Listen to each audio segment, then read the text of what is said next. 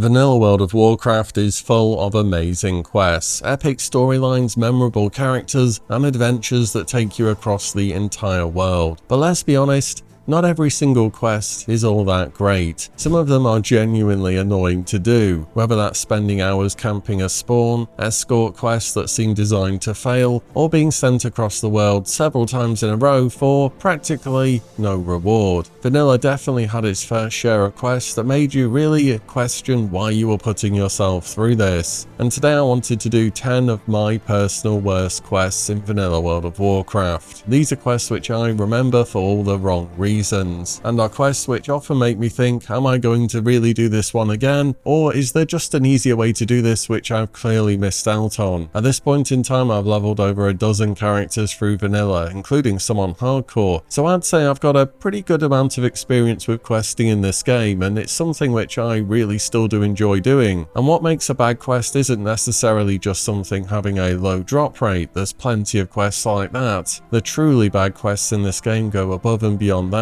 for so many different reasons. So with that said, let's make a start. But before we go on, a quick word from today's sponsor, Heroes of History. Heroes of History is a 4X strategy game that puts you in charge of building and expanding a civilization while collecting a roster of rare heroes from across history and mythology. The progression hits that satisfying rhythm of research, development, and tactical combat. It's that classic gameplay loop that always makes you want to see what's around the next corner. The hero collection side is where things really open up. Each hero has their own role and build paths that feed into your battle lineups, and working out the right combinations as you push into the endgame is something that's really engaging. Heroes of History also plays on both mobile and browser with no download needed, so you can hop on and play whenever is convenient for you. Right now there's a limited time Ancient Egypt event running until April 28th, introducing 2 new heroes, Tutankhamun and Nefertiti. Once the event's over, he'll be gone for good. You can use the QR code or my link in the description to claim the Anubis Awakening starter pack, including 10 animatters, 2000 XP, 20,000 food, and 5 duat keys. So make sure you get it whilst it's still there. Many thanks to Heroes of History for the sponsor today. Let's get on back to WoW.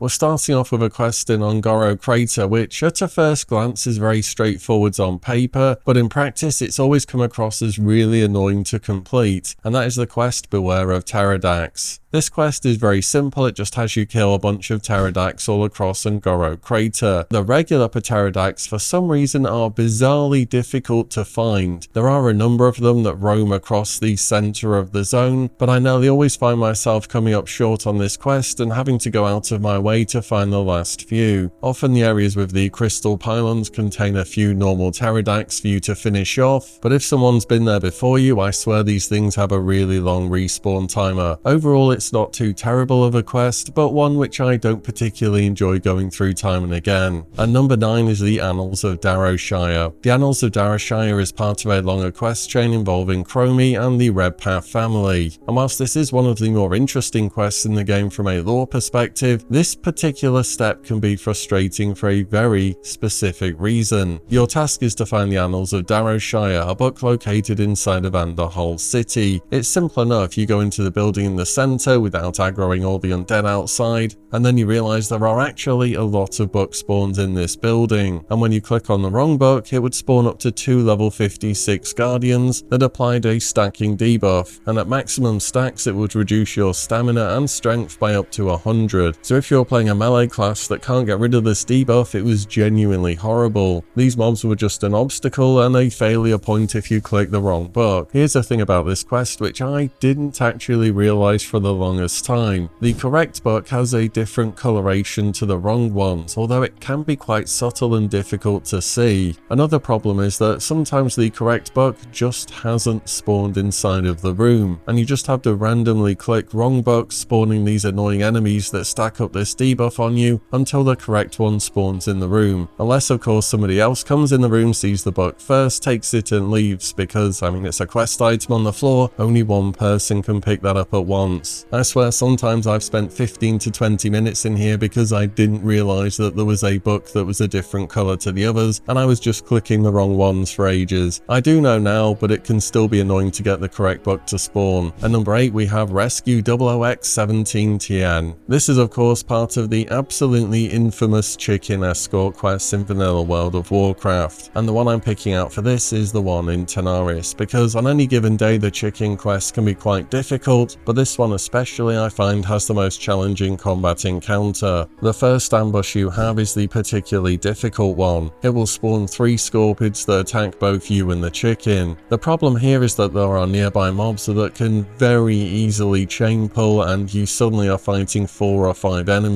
and even though your character's a good level by the time you're attempting this quest and can hold their own, taking on 4 or even 5 enemies is something that most class in the game will still struggle with. On top of this, if somebody else has done this quest before you and they failed it, their mobs from the first ambush can already be there before you get to that location, and then it spawns a second set, which is pretty much a guaranteed failure of this quest. So really the best way to go about this is to go down the path where the first ambush happens and just make sure the area is clear of mobs before you start, because if you just fight the 3 scorpids as the quest intends, it's really not too bad, but this is just a quest where things can go wrong so easily, so that's why it's getting a point on the list. At number 7, we're staying in Tanaris for another escort quest. You already know there's going to be a bunch of escort quests on this, because if the chicken quest wasn't enough in Tanaris, there is also Tuga's quest. Tuga is a lost turtle who has strayed very far from home and is found in the Thistleshrub Valley in southeastern Tanaris. His wife Torta is waiting for him all the way at the opposite side of the zone, and it's your job to reunite the two. And Blizzard did that ever annoying thing they do with escorts, where when you're on a mount, the mob is much slower than you,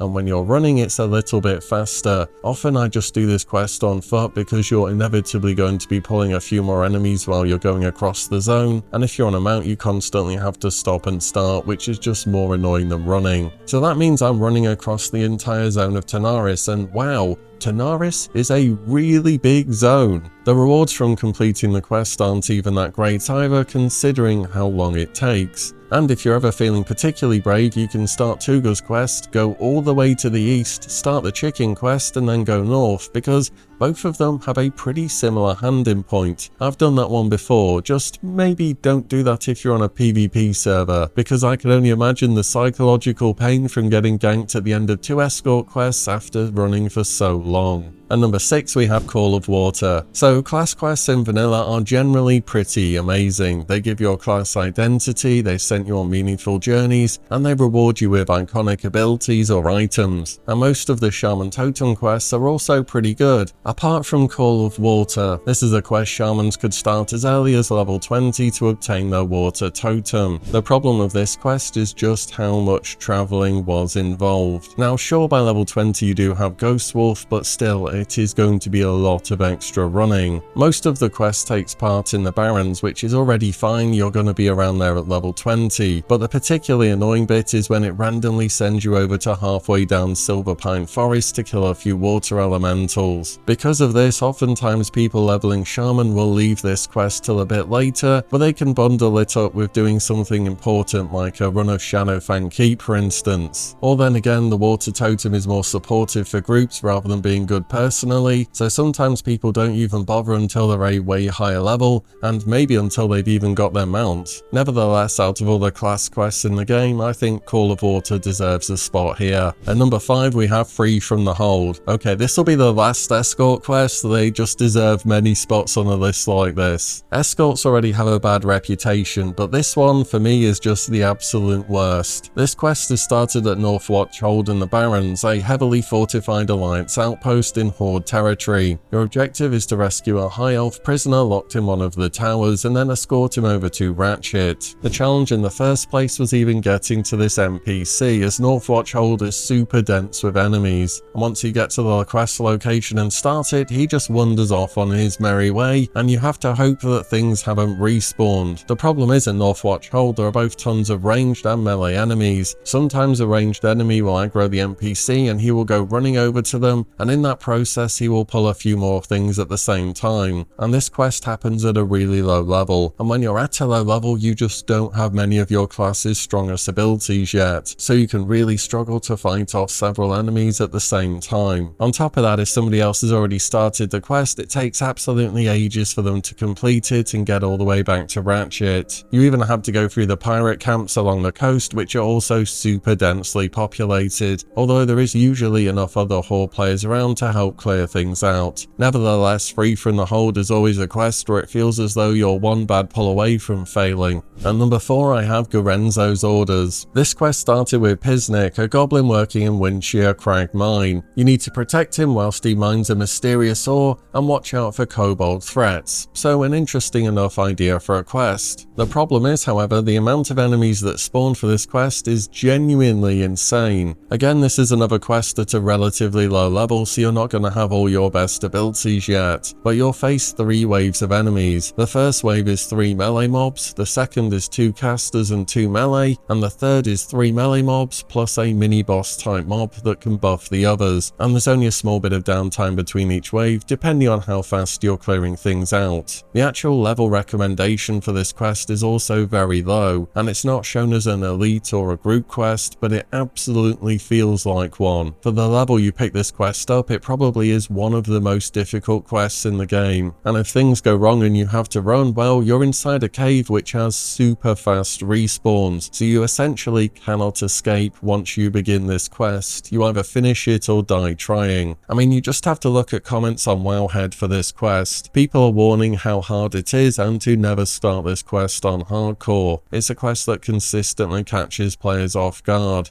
After completing the quest, you deliver the ore sample, and there are actually some decent quest rewards, but for the difficulty involved in it, I wouldn't recommend it unless you want a challenge. There are very few quests in this game which I essentially always skip, but number 3, the Love Potion, is one of them. This quest starts off from a succubus in the Grim Guzzler Tavern inside of Blackrock Depths, and she wants your help brewing a love potion, so you think, sure, that won't be so bad, maybe there'll be some ingredients nearby that I can pick up and have this completed, and you'd be wrong. You're going to need to go across the entire world for these ingredients. You'd need Grom's blood that can be bought off the auction house, that's no problem. You'd need 10 giant silver veins which dropped off giants in Ashara, the opposite continent, and you would also need to fill a vial of water from the Galactus Springs crater in Ungoro Crater. So from the center of Blackrock Depths, this quest says, okay, can you just go over to Ashara real quick and then Ungoro Crater? So assuming you managed to work that route into your questing somehow, there's probably someone that's done it, then you have to fight your way back to the Grim Guzzler again inside of BRD and hand in the quest. And on top of the item rewards, which are pretty bad by the way, there is an additional reward as well. You can talk to Mistress Nagmara after the quest, and she will open the door to the Grim Guzzler for you, allowing you to continue onwards. This is the third way to open the door, which essentially never gets done because the other 2 ways are just infinitely easier. This quest was clearly something you were meant to pick up in the early to mid-level 50s, around those times when you will be in zones such as Ashara or Ungoro Crater, but realistically it's often just way too annoying to justify doing this quest, so often I just skip it out entirely.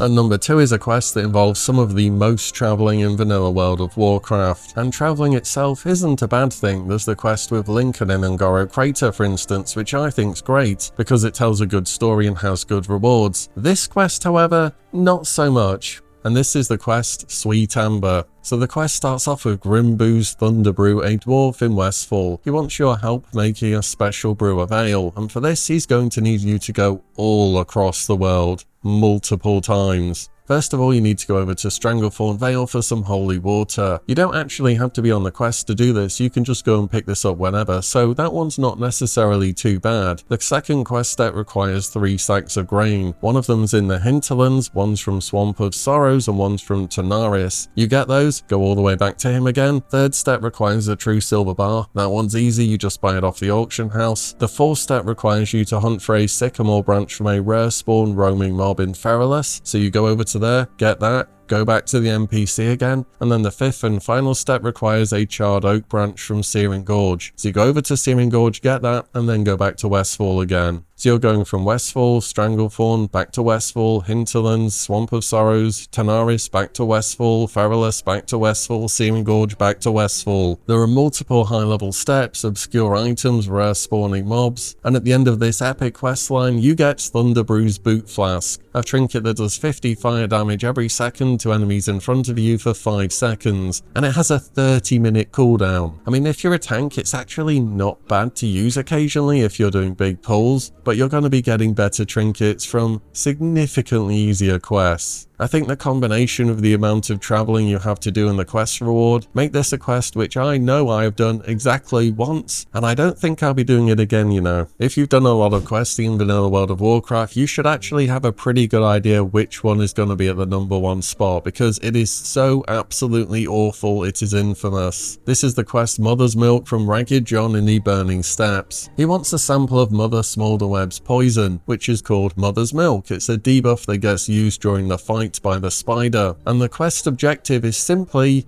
milked. You can make of that what you will. First, you're going to need to get to a Mother Smolderweb in LBRS, which is a 5-player dungeon way up in Blackrock Spire. Usually you do this as part of a group, though I have read that some people go out of their way and get this one done solo. But anyway, you get to the boss, you get poisoned with the debuff, and assuming nobody dispels it off you, you now have to get all the way back to Ragged John to get milked. Here's the inconvenient bit, because if you are doing LBRS as a group, you essentially must interrupt the dungeon and go and hand this debuff in. A, because it's got a timer on it, it'll time out before you finish the dungeon, and B, this debuff also frequently triggers web explosion. This roots you and all nearby allies for 10 seconds. It's undispellable, has no diminishing return, and no internal cooldown. So if you are a group of people trying to hand this in, this debuff can just chain proc and you're standing there and there's quite literally nothing you can do about it. So if you try and complete this quest whilst you're in a group, you're kind of griefing your group, which isn't really what you want to be doing. So you have to herf out or run back to the quest giver before this debuff expires. Also, anyone on the way back could just randomly dispel you and the quest will fail, and if you're on a PvP server, of course, dying will also remove the debuff. There are just so many ways this can go wrong. And what's your reward for this deal? Ragged John's Never-Ending Cup, which has an on-use effect which isn't terribly useful either. Overall, Mother's Milk is an infamous quest because it's A, annoying to do, B, can go wrong in so many ways, and C, is difficult to do in a group because you have to randomly leave halfway throughout the dungeon, and if you're traveling together, you are all just going to spam root each other. And I think for questing in vanilla, it really doesn't get worse than this. So there you have it. Out of the many quests in vanilla, these are 10 of my absolute worst ones. So what do you reckon? Are there any other quests I should have included here?